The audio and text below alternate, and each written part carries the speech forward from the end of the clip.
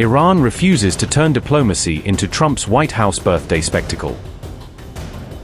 Tehran torches Trump's Sunday deal push as a made-for-TV political stunt. Iran accuses Trump of chasing a personal victory lap instead of a serious agreement. Tehran's snub threatens to wreck Trump's dream birthday deal moment at the finish line.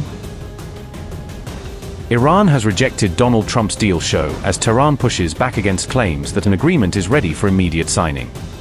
Iran publicly rejected Trump's claim that a deal with Tehran would be signed on June 14th, saying negotiations have not yet reached that stage. Iranian officials said the proposed memorandum of understanding has neither been finalized nor formally approved by the relevant authorities. Fars reported that Tehran viewed the push for a signing on that specific date as a political stunt driven by Trump's domestic agenda. Iranian negotiators said the timing appeared carefully chosen to coincide with celebrations surrounding Trump's 80th birthday. Iran also linked the proposed signing date to Trump's high-profile UFC event planned at the White House the same weekend. Officials said they would not allow sensitive diplomatic negotiations to be transformed into what they described as a media or ceremonial maneuver. Trump had earlier announced on Truth Social that a deal could be signed as early as Sunday and presented it as a major diplomatic breakthrough. Donald Trump said, and I quote, "Barack Hussein Obama's deal with Iran, the JCPOA, was an easy, beautiful, smooth road to a nuclear weapon, which Iran would have had 6 years ago, and would have used long before now. My agreement with Iran is the exact opposite, a wall to no nuclear weapon. In fact, they no longer want a nuclear weapon, nor will they have one, either through purchase, development, or any other form of procurement. The deal is scheduled to get signed tomorrow, and immediately after it is signed, the Hormuz Strait is open to all. Our relationship with Iran is a much different and better one than previous administrations have had.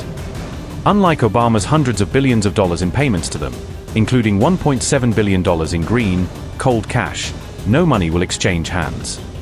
At the appropriate time, when all is calm, we will go in and get the nuclear dust, buried deep under the powerful sunken granite mountains. Thanks to our beautiful B-2 bombers and their brilliant pilots, and downblend and destroy it, whether in Iran or the United States. We look forward to working with Iran, and the entire Middle East, long into the future. Hopefully, this process will all work out quickly, easily, and smoothly." Unquote.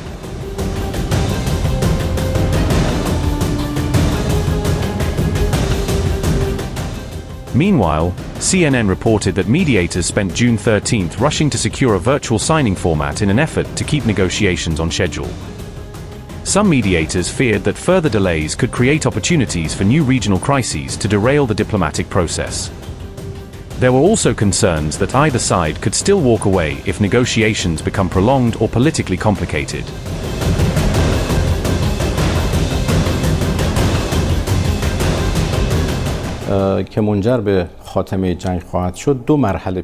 These negotiations, which will lead to the end of the war, are envisioned in 2 stages. The first stage is a memorandum of understanding to be signed between Iran and the United States. Then, negotiations for the second stage will begin, and subsequently, in the second stage, we will have a final agreement. We postponed the nuclear issue to the final agreement for various reasons, as it was truly impossible to discuss it under current circumstances. The demands they had were in no way acceptable. Therefore, we brought up other issues that could be agreed upon in the first stage and postponed the nuclear issue to the second stage, which is, of course, a more difficult phase for which 60 days of negotiation have been envisioned. In the second stage, or the final agreement, the nuclear issue, alongside the issue of lifting sanctions on Iran and 1 or 2 other matters that I will mention at another time, will be reviewed and a final agreement will be reached.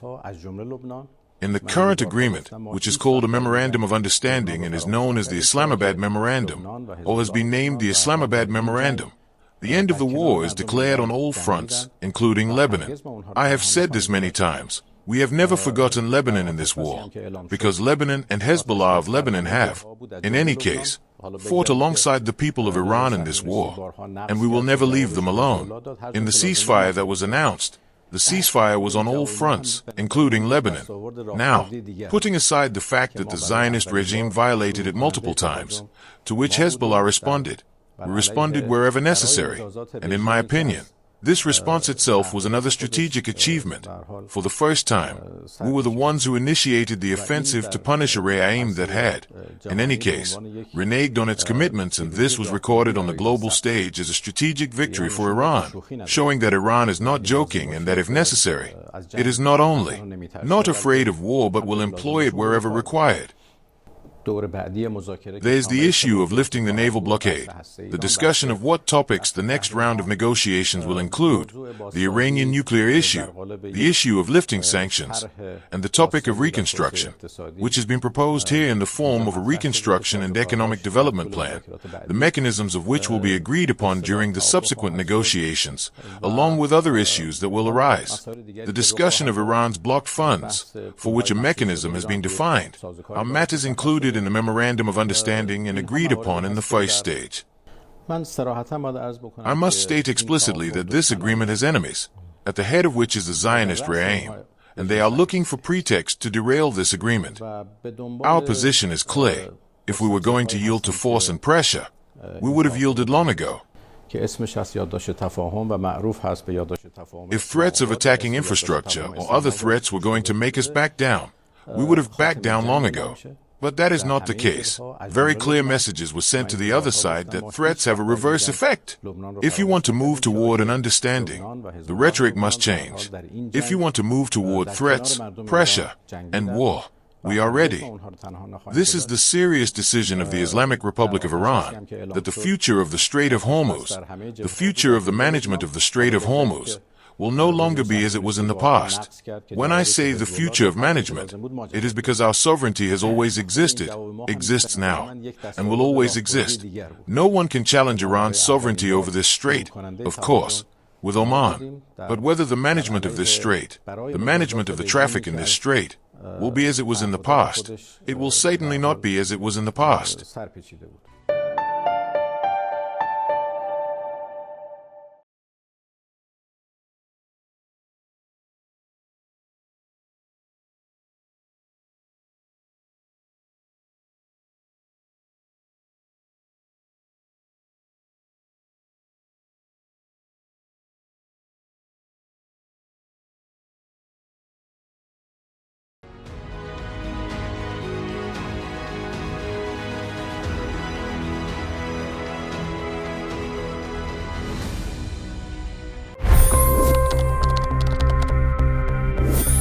$25 crore गरीब गरीबी को परास्त करके बाहर निकले। For the good of our nation, let's work together and let's truly make America great again. The fastest news breaks. Requested PM saying that we will have to speak to Putin and to Zelensky. The biggest news makers. The relationship with India is probably the most important bilateral relationship the U.S. will have for the rest of this century. The capital delivered quite an election result today. Expert analysis. The million-dollar question today is how to stop this dance of death. Ground reports. I'm standing at the crossroad of the Kumbh Mela. Behind me are more than 100 entry ghats. Long-form interviews. Exclusionary politics is reflected in Manipur case as well. You don't bother because this is a small state. Deep dive into burning issues. It's often said DRC could be the richest country in the whole world. It's because of what sits underneath. Why exactly did the US topple the Sheikh Hasina government? HT videos. We don't just break news, we break it down.